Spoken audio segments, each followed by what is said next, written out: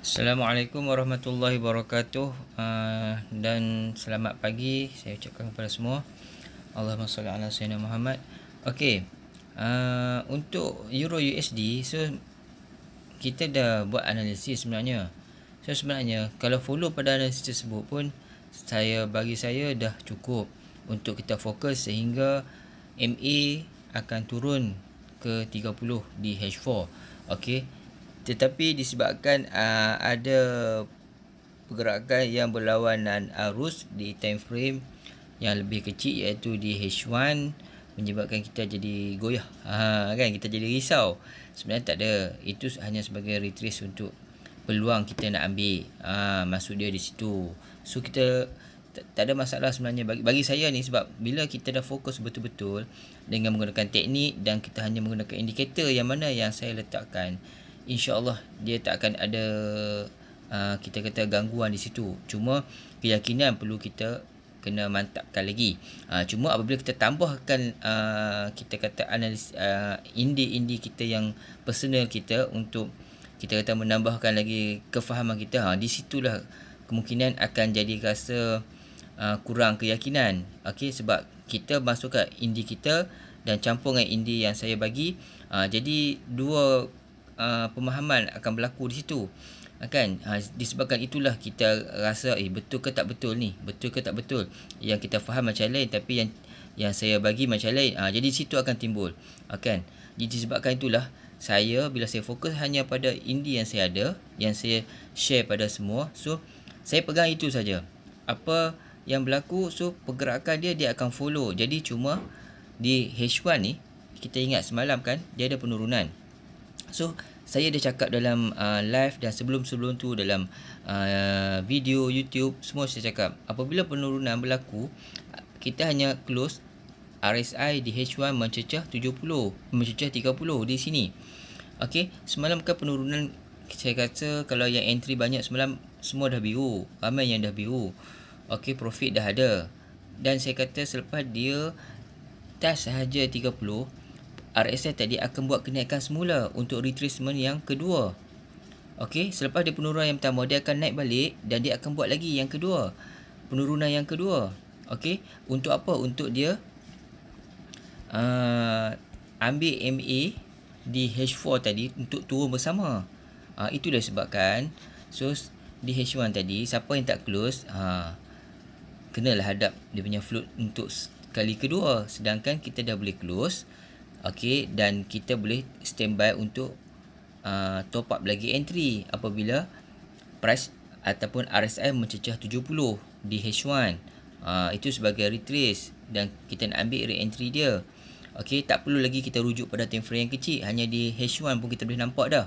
Apabila dia naik saja RSI di 70 di H1, so itulah peluang kedua untuk kita ambil lagi. Okey, entry.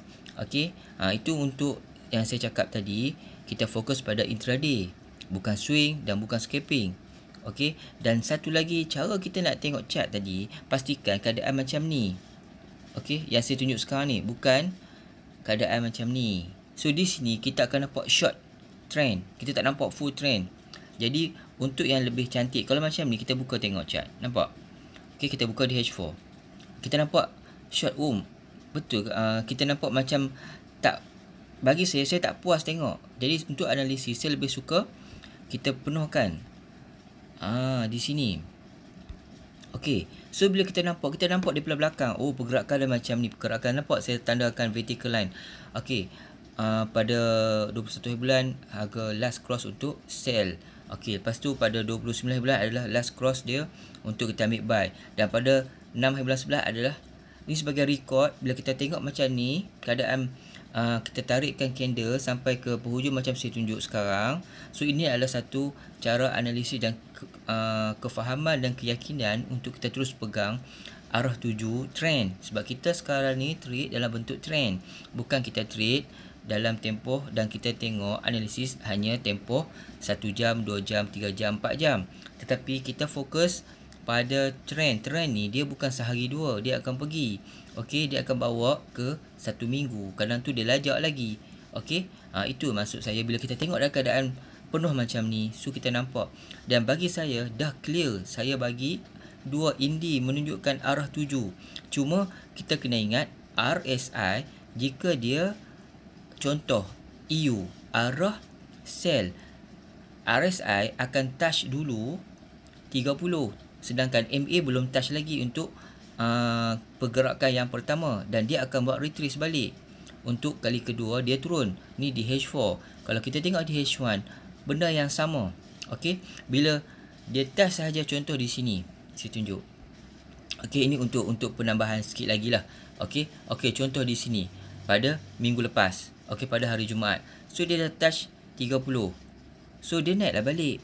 Okey, untuk dapatkan momentum untuk retrace yang seterusnya. So jadi ini adalah yang semalam, penurunan. Okey, ini adalah penurunan yang semalam. Okey, ini adalah penurunan yang semalam. Jadi inilah yang saya kata tadi. So di sini dan di sini, okey, ini adalah pergerakan ataupun penurunan dia akan buat. Okey, dan dia sekarang dia dah naik. Okey, dan dia dah naik sekarang di sini. Okey, kita hanya menunggu penurunan semula. Sebab apa? RSI bila dia touch 70 sehingga di antara 70, 80 dan 90, dia akan turun balik dan mencari 30 ataupun 20 ataupun 10. Okey, dan dia akan membawa bersama MA tadi. Okey, itu maksud saya. So jadi macam keadaan sekarang ni kita tengok.